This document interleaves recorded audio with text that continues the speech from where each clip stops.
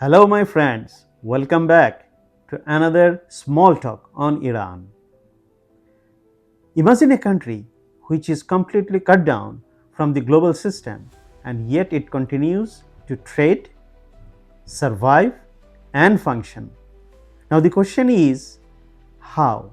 And you would be surprised to know what is happening behind the screen.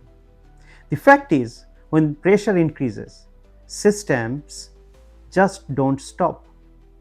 They get adapted.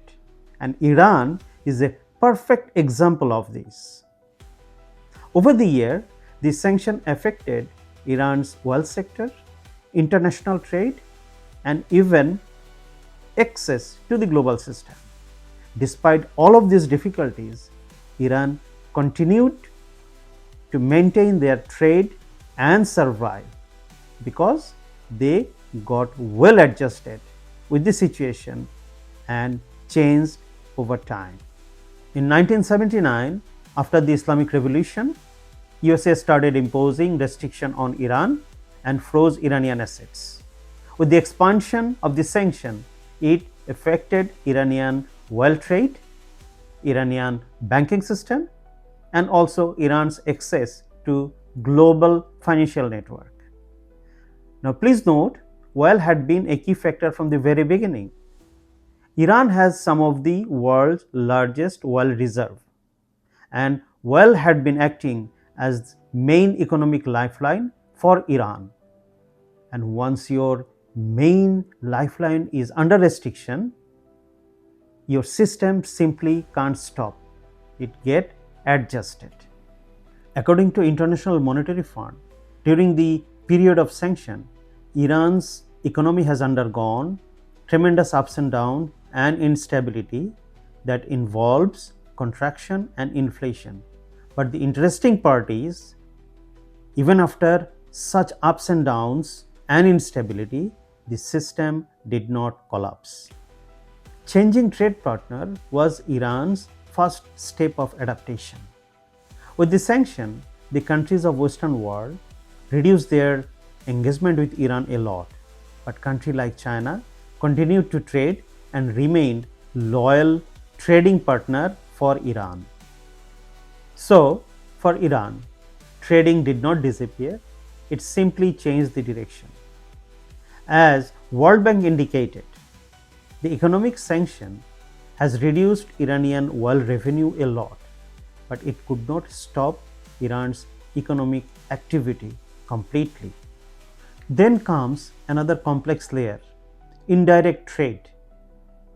During export, it is not always happening that goods directly going from Iran to another country.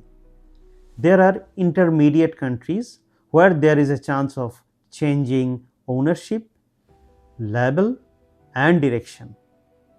This particular function is not always visible, but that's how the international trade adapts for a country which is under restriction.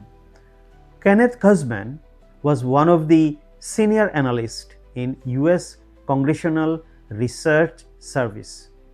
In his report, he indicated that Iran developed alternative trading network to continue its trading during the period of sanction. Iran's another interesting step of adaptation was trading outside of the traditional system. For international trade, what we understand that the exchange has to be made in US dollar, but Iran started doing this exchange in the local currencies and also sometime with the exchange of goods.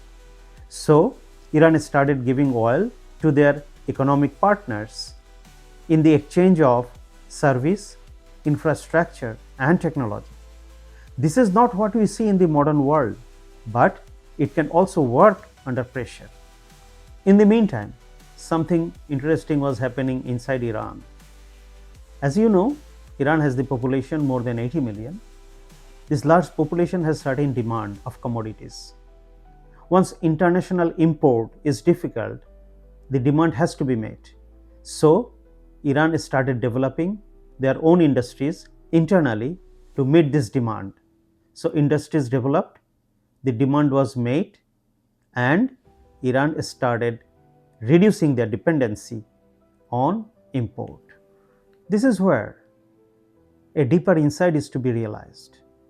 Professor Vali Nasser is in teaching profession at Johns Hopkins University, and he was a advisor to US government. He is an expert on Iran, Middle East and US foreign policy.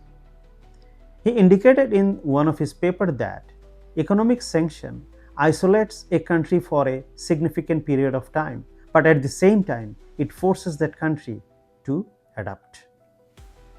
And this is how, when you step back to have a clear look of the bigger picture, something is very clear to you. This is not a story of Iran only. This is a story of a nation and its response under pressure, and how a system adjusts when they are pushed, and how survival in geopolitics is less about strength and more about adaptation.